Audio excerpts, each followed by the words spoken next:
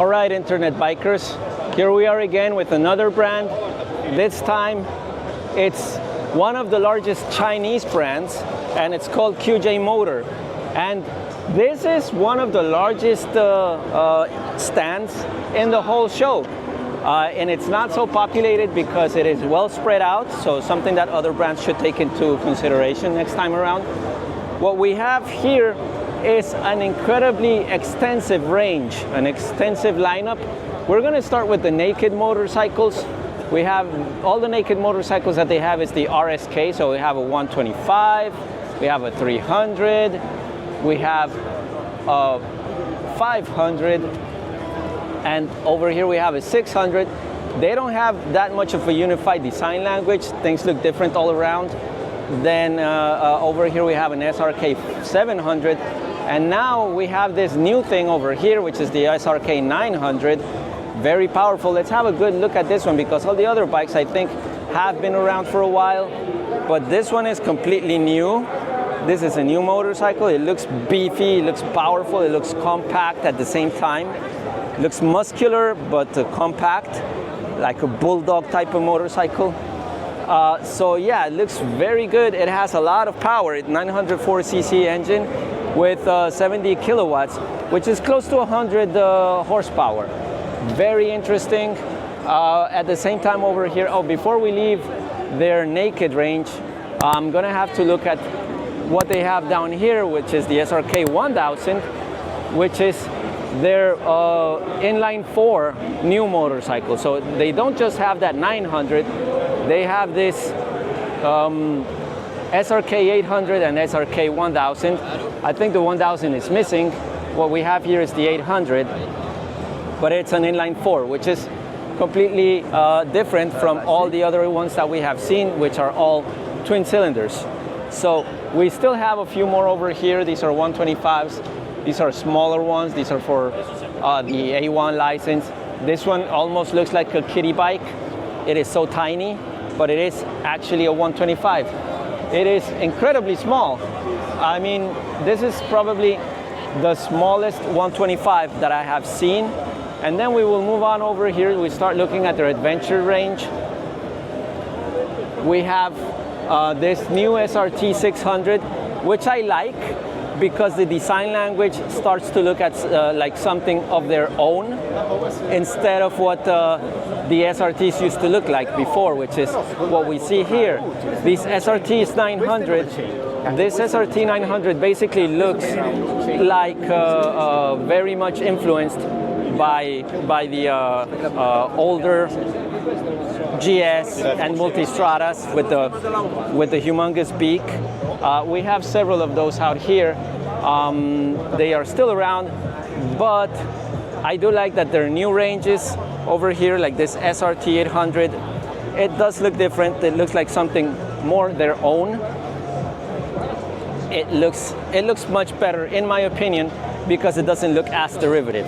It looks like they're trying to do their own thing, like this SVT 650. I don't know what this is, but it's new. I mean, there are so many motorcycles that it's impossible for me to speak with good knowledge about all of them, so I am just giving a run around. So please don't hate me for that. This is the R650, a good looking motorcycle for touring and light off-road capability. SRT 700, more of the same. And this one does have a little bit of a beak. Let me move around here. This does have a little bit of a beak, but it is starting to have their own design language instead of that crazy derivative beak that they used to have, that you can still see here in the older SRT models, like the 700X and the 600X. These were derivative completely, in my opinion.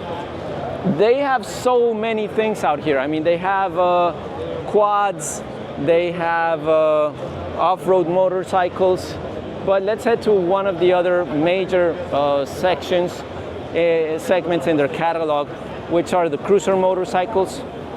So they have from 125s, there's a bunch of 125s and 300s and 400s, but over here we're going to start looking at their, I would say, their big bikes, like their big boys for cruising.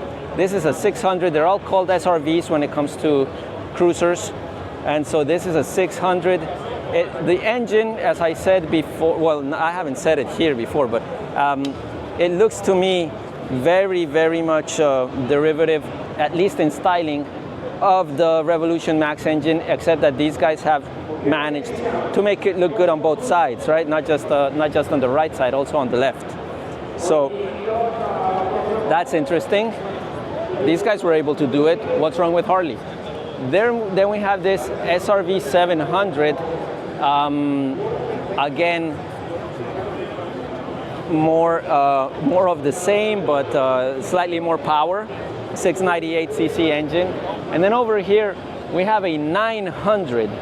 This is crazy, right? It's a 900 899cc engine with 82 kilowatts of power. That is close to 100 horsepower. So yes, this is quite the beast.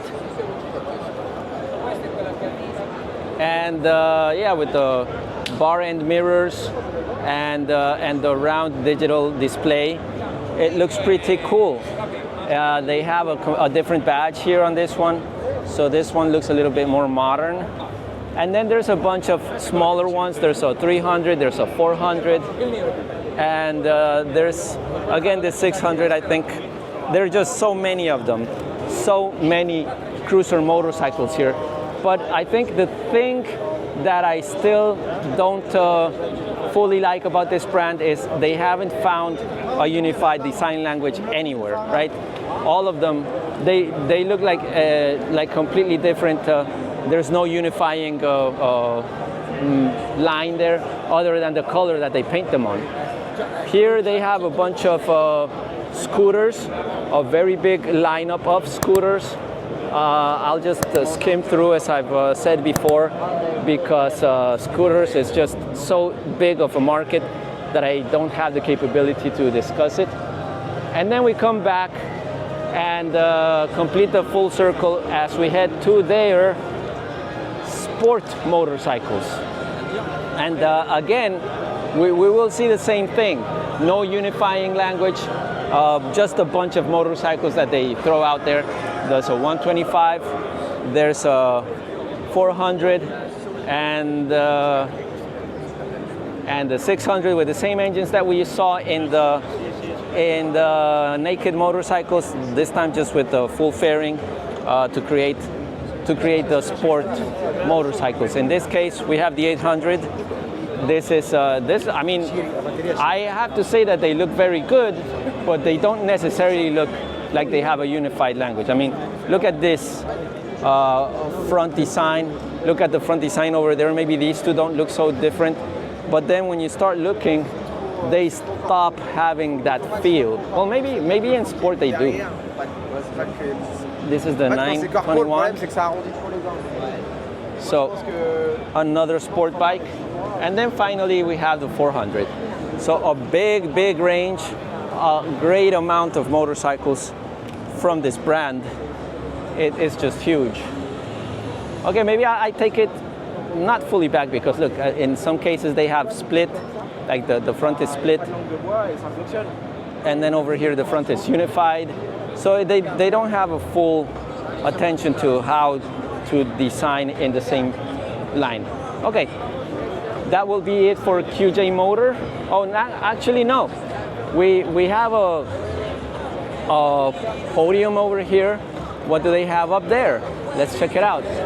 They have an even more extreme couple of engines. And look, again, the design language changes. Now they have these big headlights, the big LED lights. So yeah, there's a lot that this brand still has to grow with when it comes to design, because everything looks different. All right, guys, this is the end of the QJMotor stand. They even have sidecars. I have never seen something like this before. A sidecar for an adventure bike. I mean, why? Why would you have this? But they have it. All right, guys, let's move on to a different brand.